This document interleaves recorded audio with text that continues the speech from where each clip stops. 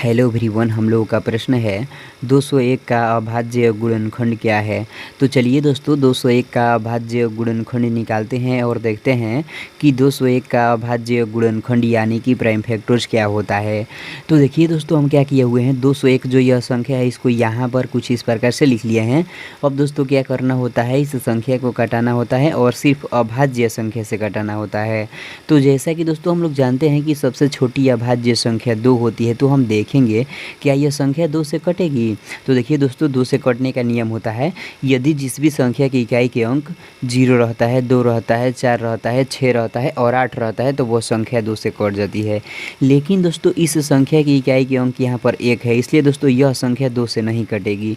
तो अब हम दोस्तों देखेंगे क्या यह संख्या 3 से कटेगी। तो देखिए 3 से कटने का क्या नियम होता है, यदि जिस भी संख्या के अंकों का योग 3 से कट जाता है तो वह संख्या भी 3 से कट जाती है। तो चलिए दोस्तों इस संख्या के अंकों को जोड़ते हैं और देखते हैं क्या 3 से कटता है। तो देखिए इस 2 में इस 0 को जोड़ेंगे तो कितना होगा, 2 होगा, और 2 में इस 1 को जोड़ेंगे तो कितना होगा, 3 होगा। तो दोस्तों 3 जो संख्या है वो 3 से कट जाती है एक बार में, इसलिए 201 जो यह संख्या है यह भी 3 से कट जाएगी। तो चलिए इसको हम 3 से कटा देते हैं। ध्यान दीजिएगा दोस्तों, देखिए यहाँ पर तो 2 है, तो 2 जो है ना इस 3 से छोटा है, इसलिए क्या करेंगे, इस 0 को भी ले लेंगे। तो 2 और 0 मिलकर कितना हो जाएगा, 20 हो जाएगा। तो दोस्तों 3 के पहाड़ा में 20 तो आता ही नहीं है, तो अब क्या करेंगे, देखेंगे कि इस 3 के पहाड़ा में 20 से कम कोई संख्या आती है। तो हाँ 18 आती है। तो देखिए दोस्तों यह 20 जो है यह 18 से कितना ज़्यादा है, 2 ज़्यादा है, इसलिए हम क्या करेंगे, इस 20 में से इधर 2 भेज देंगे। ध्यान दीजिएगा दोस्तों, देखिए यहाँ पर तो 20 था, लेकिन जब 20 में से इधर 2 चला गया तो यहाँ पर कितना हो गया, 18 न हो गया। तो अब क्या होगा, यह 18 जो है यह इस 3 से 6 बार में कट जाएगा, क्योंकि 3 छके 18 होता है। देखिए दोस्तों इस 1 के आगे आकर 2 लग गया है, तो 2 और 1 मिलकर कितना हो जाएगा, 21 हो जाएगा। तो दोस्तों यह 21 भी इस 3 से 7 बार में कट जाएगा, क्योंकि 3 सत्ते 21 होता है।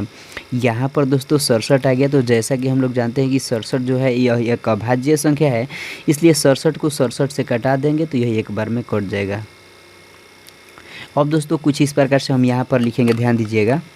देखिए दोस्तों हम 201 का अभाज्य गुणनखंड निकाल रहे थे ना, इसलिए हम यहाँ पर लिखेंगे 201 बराबर, देखिए दोस्तों 201 जो यह संख्या है एक बार 3 से कटा है और एक बार 67 से कटा है, तो इन दोनों को क्या करेंगे, यहाँ पर गुणे के रूप में लिखेंगे। तो चलिए लिखते हैं 3 गुणे 67।